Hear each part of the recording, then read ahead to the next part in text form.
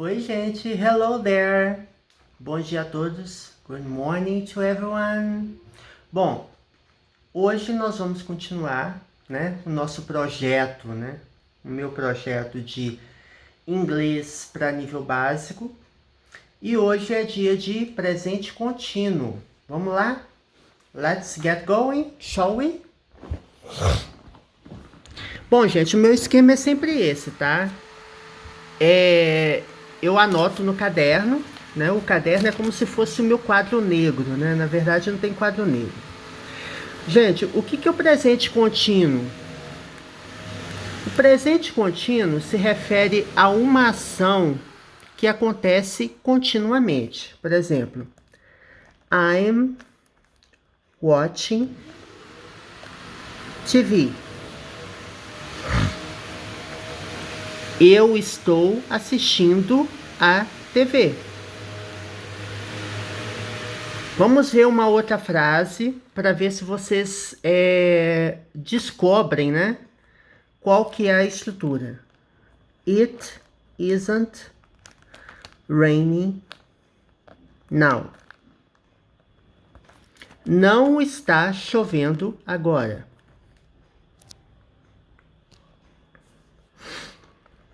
We're working at the moment. Nós estamos trabalhando no momento.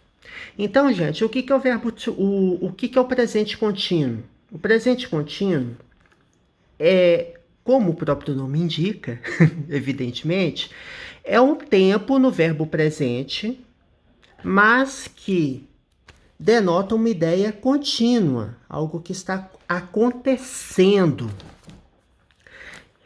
O presente contínuo é composto pelo verbo to be, mais o verbo principal seguido de ing. Tá?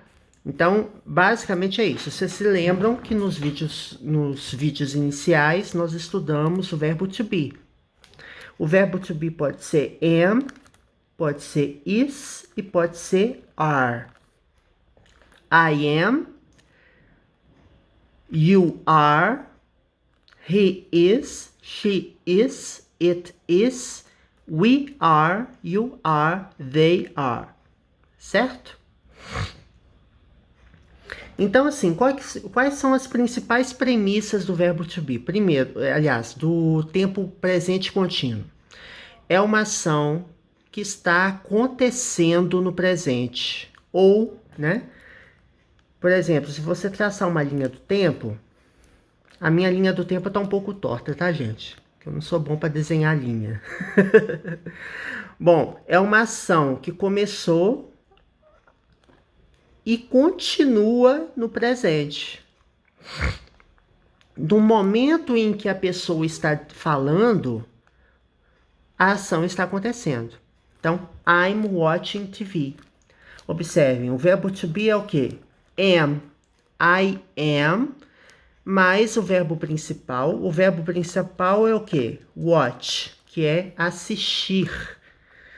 Você acrescenta ing e ele fica watching. Rain. Rain é o verbo chover. Você acrescenta ing, ele vira raining. Work, também, mesma coisa. É o verbo trabalhar. Você acrescenta ing, ele vira trabalhar. Trabalhando. A gente poderia dizer que a terminação ing é equivalente à terminação NDO em português. Mas nem sempre, tá? A gente não pode generalizar, mas assim, no momento a gente pode dizer que sim, tá? Que seria equivalente ao gerúndio do português. Mas não é exatamente, porque nós vamos ver em algum momento, né? Principalmente nos vídeos de intermediário e avançado, que são gravados inteiramente em inglês, vocês vão perceber que ing pode ser um substantivo, tá?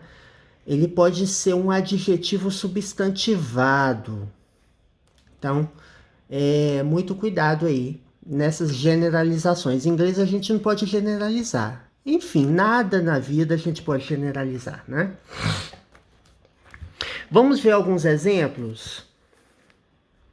I am writing a composition. Ih, gente, minha caneta parou de funcionar. Tá vendo? É o famoso quem sabe faz ao vivo ou quem sabe não faz ao vivo. Composition. E é um absurdo, né? Porque minha caneta tá nova. Mas só porque eu guardei a caneta por muito tempo, né? A caneta cisma de não funcionar. Então, I am writing a composition. Eu estou escrevendo uma redação. Lembra que a gente falou em algum momento, tá? Em algum vídeo anterior, que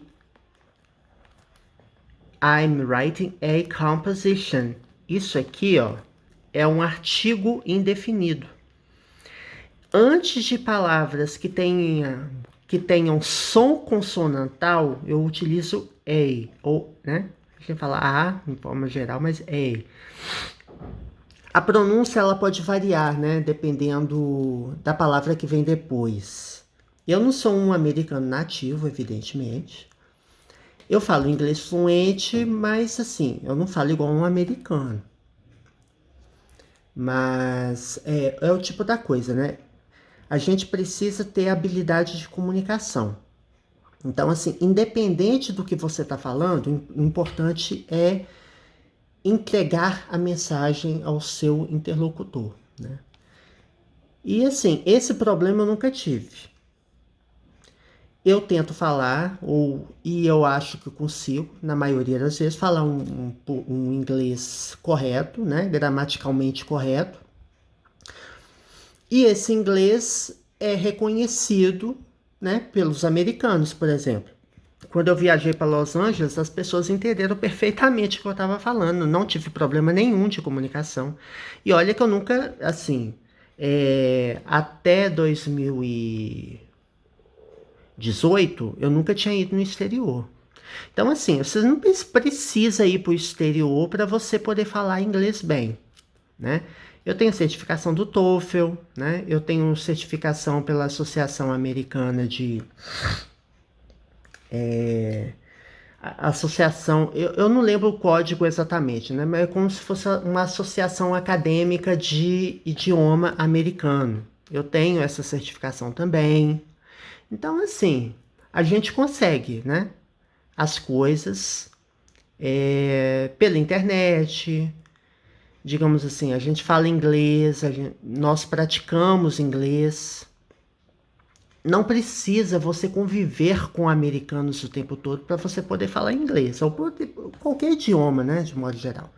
Bom, continuando, I'm writing a composition. Então, entenderam, né? Qual que é o sentido da coisa. Vamos ver mais alguns exemplos? Então, assim, quando uma ação está acontecendo agora, você usa o presente contínuo. I'm reading a book. Eu estou lendo um livro. Tá? She's wearing a dress. Ela está usando um vestido, né? Então, observem, é o mesmo padrão, você pega o verbo to be e acrescenta o ing. Ah, Thales, por que você colocou a forma contracta ou contraída ou abreviada do verbo to be? Porque eu quis. Nossa, Thales, você tá sendo que grosso, né? Você pode falar I am, she is, tá? Eu posso falar she is wearing a dress, ou então eu posso falar I am reading a book. Então, assim, não importa a forma, né? Você pode falar uma forma contracta, ou contraída, ou abreviada, ou então a forma inteira. Agora sim, né? Quem fala inglês nativo, de modo geral, né? sai abreviando tudo, sai abreviando sons, né? Por exemplo, eu vou dar um exemplo aqui. Aliás, por exemplo, vou dar um exemplo, foi ótimo, né? Só um exemplo de som. Por exemplo, cut it off, cut it off, cut it off. Na verdade, é cut it off, mas eu falo cut it off. Então, assim, observem que a gente junta os sons, né? Então, assim, quem aprende o inglês americano tem que estar habituado com esse tipo de coisa. Eu, pelo menos, eu fui educado, alfabetizado no inglês americano. Por incrível que pareça, o inglês britânico, ele parece ser mais fácil. E realmente é, né? Porque o inglês britânico, as pessoas falam, elas pronunciam, né? Todos os fonemas, é uma coisa assim maravilhosa. Mas eu entendo melhor o inglês americano do que o britânico, por incrível que pareça. Mas, de modo geral, o inglês formal, né? Assim, a pessoa pode falar rápido, que eu vou entender, porque eu tô habituado com essas junções de fonemas, né? E você também, para entender inglês, você vai ter que estar habituado com esse tipo de coisa. Vamos ver mais alguns exemplos? It is raining. Está chovendo. It is raining. Ou então, it is raining. It is raining.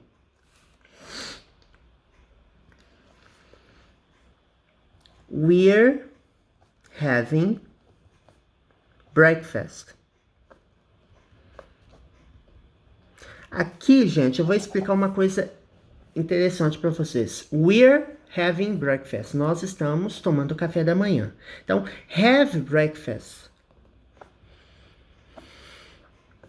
é como se fosse tomar café da manhã. Have lunch é almoçar, tá? E have dinner é jantar. O verbo have, ele termina com E. Só um minuto, gente.